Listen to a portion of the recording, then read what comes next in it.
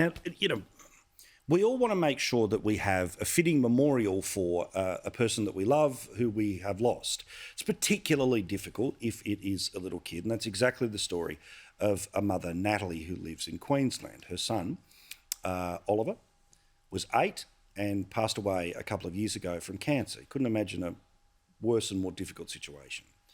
Well, she has not had the money to be able to have a fitting grave for Oliver, not to have the big tombstone and the masonry and all the stuff that's put in place.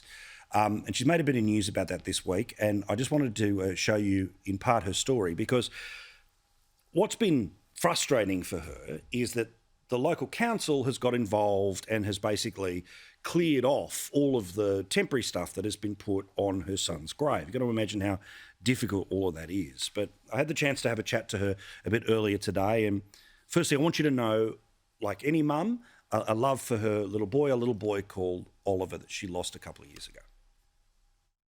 Tell me about your little boy, about what he was like, what he loved about his mum. Wow, he was just the best boy in the whole world. Everybody loved him and he loved everyone. He loved being outside. He loved being in nature. I couldn't get him to come inside sometimes. He had a little microscope or a looking glass, and he would be discovering things outside all the time. He won the national ski competition. He got a gold and a silver medal when he was pretty sick, and he never complained. He never complained when he was sick. I knew he was sick, but he just kept soldiering on. Nothing held him down. He got angry at me for keeping him home from school. He said, "I need to go to school, Mom." I said, "You need to stay home too to rest. You've been pretty sick last night." And he would say, "No." He was asked, "Why do you miss so much school?" And he said, "Because my mom wants me to stay home." Not because he was sick, it was... No, it was Mom's fault. And as I said, she doesn't have the money to be able to put together the appropriate grave that he deserves. She's gone to the extent of buying the plot next to him because obviously she wants to be with him in the afterlife. This is tough. I get this is really tough. But the council has got angry because things like this were being put on his grave. She explains what happened. They had contacted me to say that everything needed to be within his plot. So I did that. I made sure everything was in his plot. They sent me an email that said that wasn't a long-term solution. And I thought that I will contact the Mason, and the Mason will contact council, and that will be a peaceful time for us not to have to communicate anymore about Oliver's grave.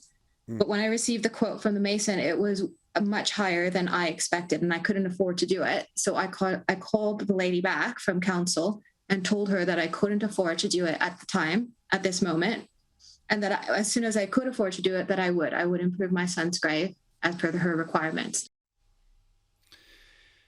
And also one of the things that was given out to all of Oliver's friends was something that was decorating his grave. These were little stones, little geodes that each of the friends had, and those, after they were dispensed from the gravesite, are now with Natalie. What are some of the things that people had left where Oliver lies? Well, Oliver really likes rocks. So all the kids knew this, and they would leave rocks there. There was little rocks that people had painted. There were crystals that people had left. Mostly they were rocks, fossils, little geoids.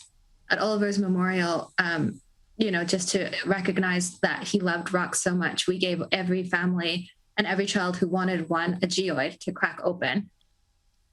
As individual as each family, each geoid would be different when they cracked it, and all the kids were really happy, and they took their geoids home and cracked them open and had a little bit of what Oliver loved at their house. So then when they said these things had to be moved, where did those things end up? They're here at my house. We decided to make a memorial garden for Oliver here.